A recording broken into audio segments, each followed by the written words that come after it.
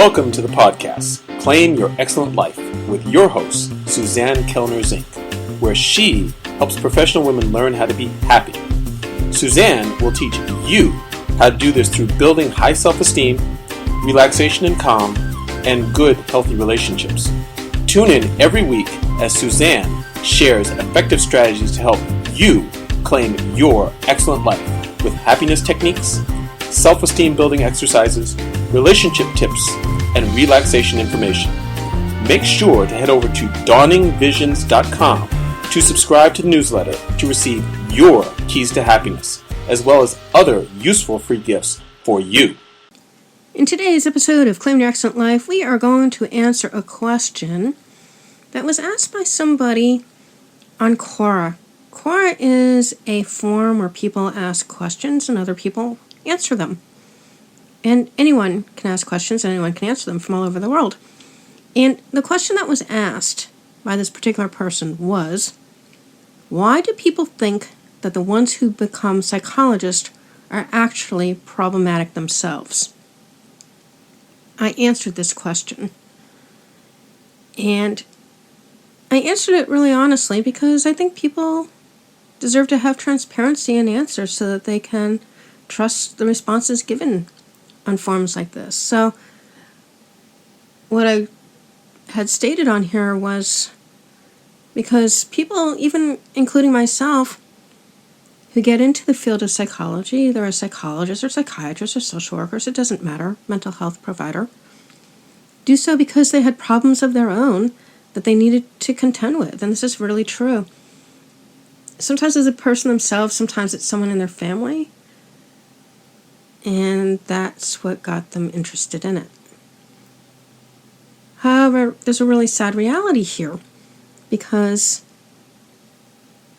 a lot of the folks who go into the field, although through their training are supposed to get therapy themselves, really never clear a lot of their problems, and so they create some problems for their patients who disappear from their practices and they don't really understand why.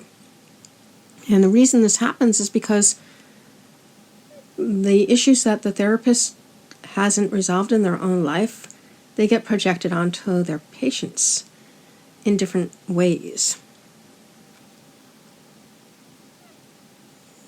A lot of times what will happen is, let's say there's a patient of theirs who will come in and they'll have some complaints about their spouse, and the therapist doesn't know the spouse, never met the spouse isn't a part of the process, and the patient's going on and on and on about what a bastard or bitch the spouse is. And then what will happen is if the therapist has been in negative relationships, maybe went through a really bad divorce or something, they'll take the side of the patient saying, okay to be this angry and you have every right to feel the feelings that you feel, which they do have the right to feel the feelings that they feel. But this is the problem. The only way to resolve feelings toward other people, including oneself, is forgiveness. You don't get it by heightening the emotion that's causing the distress. You get it by showing them how to forgive and teach them how to do that process, which is what I do with all my clients. Unless it's evident that the person is with a psychopath or someone who's really abusive to them, in which case other things need to be done. But in most cases, it takes two to make a marriage. It takes two to dissolve a marriage. So we need to take responsibility and help our clients take responsibility for our part in that. Sometimes they will spend a lot of time talking about themselves and their own stuff, which, if it's about how someone cleared a problem, I don't have a problem with it. I do that in my own practice. But the point here is it's never about complaining about life. It's about, okay, so we're dealing with a situation. This is what happened. This is how it was resolved. Why don't you try doing ABC? See what happens. This is wisdom. You're sharing wisdom. This is fine. But the problem is a lot of times that they'll go on and on and on about their world and there's nothing about resolution, and that can feel really, not only as a boundary break where they feel like they're feeling sorry for the person that is being paid by them to take care of them, but it's also a matter of not feeling secure in that relationship because this person is going on about their problems instead of resolutions to the problems. And that can be a real problem. And my main issue was that I want all these people in mental health not only to clear their own issues, but to learn hypnosis and neurolinguistic programming because it's so much faster and so less traumatic than conventional psychology where you're working in the conscious mind, reinvigorating the power of the problem by talking about it over and over again. My clients come in to see me.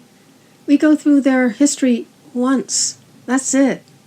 I create a treatment plan. We clear all the events.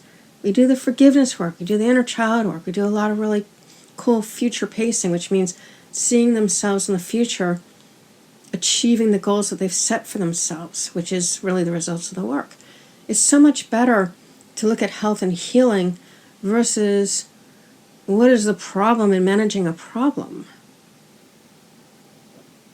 Because most of these problems don't need to be managed. They need to be cleared and given the client a way to move on with their lives in a way that's healthy, fulfilling, and brings contentment to their lives. Because this is the other thing.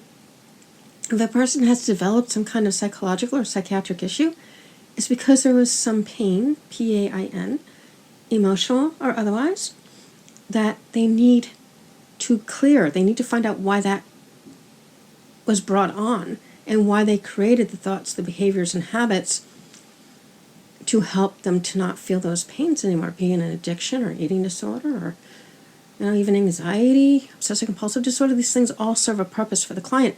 Until we understand what that purpose is, we really can't clear it. And I'm going to tell you, drugs, medication, it's not the way to do it in 99% of these cases. It really isn't. What's necessary is correct nutrition, and if there is an event or a bunch of events that cause these issues to come up, that cause the dysfunctional behavior and thoughts, then we best get to the bottom of it, clear it out, and help them to meet their compelling future. That would be the objectives that they want to meet to make their lives happy and fulfilled. So anyway, that was basically my answer to this particular question. I thought it was a really good question, and I was ready to get pounded on it, but I did tell these psychs, and I'm going to tell you all too, please don't sit here and tell me I don't know what I'm talking about. I have 35 years professionally working in the field. I have gone through my own process as well. I do believe that 35 years, 3.5 decades is more than enough to allow me the right to have an opinion based on my years of experience with my clients, many of whom have testimonials on my website at dawningvisions.com. They make me look like I walk on water, but let me tell you this. They had to do the work. All I could do was facilitate it. There you go. As always, I thank you for spending your time with me. Till next time. If you have enjoyed Claim Your Excellent Life, we'd really appreciate it if you go over to iTunes and give it a 5-star review. If you have found Claim Your Excellent Life to be helpful to you, and maybe even life-altering with the information that we have shared here, and to allow us to continue this work, which we really do enjoy doing for you, you can sponsor us at patreon.com. That's spelled P as in Paul, A-T-R-E-O-N as in Nancy.com. Again, that's P as in Paul, A-T as in Tom, R-E-O-N as in Nancy.com, where there's a few different levels of sponsorship that you can choose from to help us to continue doing this work. We thank you for any assistance that you are able to give us.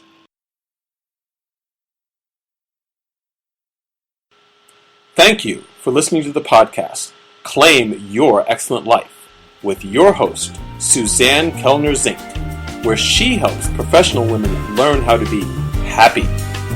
Suzanne teaches you how to do this through building high self-esteem, relaxation and calm, and good, healthy relationships. Tune in every week as Suzanne shares effective strategies to help you claim your excellent life with happiness techniques self-esteem building exercises, relationship tips, and relaxation information. Make sure to head over to dawningvisions.com to subscribe to the newsletter to receive your keys to happiness, as well as other useful free gifts for you.